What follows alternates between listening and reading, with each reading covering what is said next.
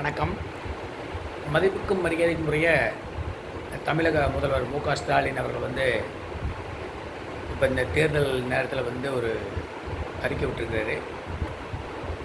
திமுக இந்து விரோத கட்சி அப்படின்னு சொல்லி பாஜக பொய்யான பரப்புரை பண்ணுறாங்க, பொய் பிரச்சாரம் பண்ணுறாங்க அப்படிங்கிற தகவல் சொல்லியிருக்கிறாரு.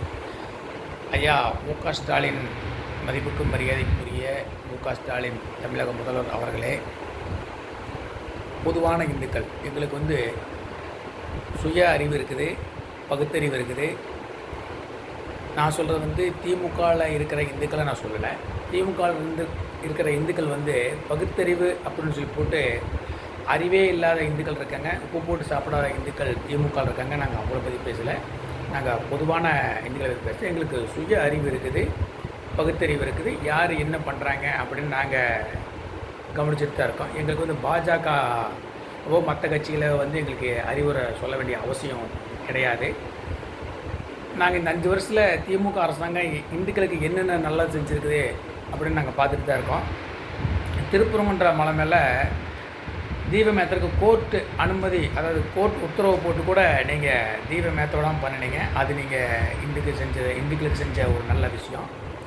உங்களுடைய மகன், அதாவது தமிழகத்துடைய துணை முதல்வர் சனாதன தர்மத்தை ஒழிச்ச, டெங்கு மலேரியா கொசு மாதிரி சனாதன தர்மத்தை ஒழிச்சாங்கன்னு சொன்னார். அது இந்துங்களுக்கு நல்ல விஷயம். 5 வருஷத்தில் திமுக அரசுங்க 5 வருஷத்தில் தமிழகத்தில் 160க்கும் மேற்பட்ட இந்து கோயில்களை அடிச்சிருக்கீங்க. புறம்போக்கு நிலத்தில், அதாவது அரசாங்க நிலத்தில் தெரிஞ்சு போட்டு 160க்கும் மேற்பட்ட இந்து கோயிலை அடிச்சிருக்கீங்க.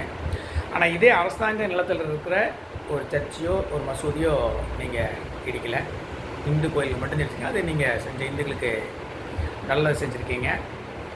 இப்போது அந்த தேர்தல் சமயத்தில் கூட உங்கள் கட்சி அமைச்சர் ஏவா வேலு அப்படிங்கிறவர் இன்னும் 50 வருஷம் ஆனாலும் திருப்பரங்குன்றம் மலை மேலே நாங்கள் தெய்வமேற்ற விட மாட்டோம் அப்படிங்கிற மாதிரி சொல்லிக்கிறாரு. உங்கள் கட்சி இல்லை கூட்டணியில் இருக்கிற ஜமாத் அமைப்புகள் ஒரு கூட்டறிக்கை விட்டுருக்காங்க. திமுக அரசாங்கம் அமைஞ்சதுன்னா திருப்பரங்குன்றம் மலை மேலே இருக்கிற தர்காவில் ஆடு மாடு பலியிறதுக்கு நாங்கள் வழிவகை செய்வோம், அதுக்கு முன்னாடி ஏற்பாடு நாங்கள் பண்ணுவோம் அப்படின்னு சொல்லிங்க. அது நீங்கள் திமுக அரசாங்கம் இந்துக்களை செஞ்ச நன்மையை தான் நாங்கள் பார்க்குறோம். அதனால் எங்களுக்கு பாஜகக்காரங்களோ இல்லை மற்றவங்களோ இந்துக்களுக்கு நீங்கள் திமுக இந்துக்களுக்கு எதிரான கட்சியாக, இந்துக்களுக்கு ஆதரவான கட்சியாக அடுத்தவங்க சொல்லி நாங்கள் தெரிஞ்சுக்க வேண்டியதில் நாங்கள் பார்த்துட்டு தான் இருக்கோம். இதுக்கு கூட பார்த்திங்கன்னா இன்னொரு விஷயம், இன்றைக்கி கோயில் வருமானம் பல கோடி ரூபா வருமானம் வருது. ஆனால் அந்த கோயிலில் வேலை செய்கிற பூசாரிகள், அதாவது அர்ச்சகர்கள் அப்படிங்களுக்கு அவங்களுக்கு பெரிய அதாவது ஊதிய உயர்வு எதுவும் கொடுக்கல. ஆனால் பள்ளிவாசல் தர்கா பணம் அரசாங்கத்துக்கு எதுவும் வர்றதில்லை. ஆனால் அந்த பள்ளிவாசல்களில் வேலை செய்கிற இமாம் என்னமோ அங்கே அர்ச்சகர் நம்ம கோயில் சொல்லுவோம், அது மாதிரி வேலை செய்கிறவங்களுக்கு நீங்கள் ஊதியூர் கொடுத்துருக்கீங்க. அதுங்க நாங்கள் பார்த்துக்க மக்களோட வரி பணத்தில் இருந்தோ இல்லை அறநிலைத்துறையில் வர்ற வருமானத்துலேருந்து எடுத்து நீங்கள் இமாமுக்கு நீங்கள் ஊதிய உயர்வு கொடுத்துருக்கீங்க. அதனால் நீங்கள் இந்துக்களுக்கு நல்லா செய்கிறீங்க.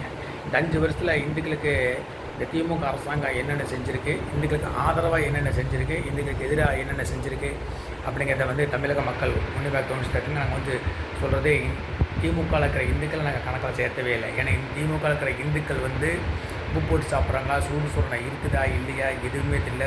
பகுத்தறிவுன்னு பேசிட்டு அறிவே இருக்குதா இல்லையான்னு எங்களுக்கு தெரியும். நாங்கள் பொதுவான இந்துக்களை சொல்லி பேசணும். இந்துக்களை நாங்கள் திமுகவை உன்னிப்பாக கவனிச்சுட்டு இருக்கோம்.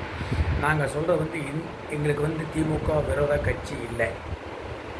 நாங்கள் சொல்கிறது திமுக அனைத்து மதத்தினரையும் சமமாக பார்த்து நல்லா ஆட்சி செய்யணும் அப்படிங்கிறத ஒட்டுமொத்த தமிழர்களோட கோரிக்கை. ஆனால் நீங்கள் இந்து மதத்தை மட்டும் பிரித்து இந்துக்களுக்கு மட்டும் நீங்கள் நிறையா துரோகம் செஞ்சுட்ருக்கீங்க. அதை நீங்கள் நல்லா செஞ்சால் நினச்சிட்ருக்கீங்க.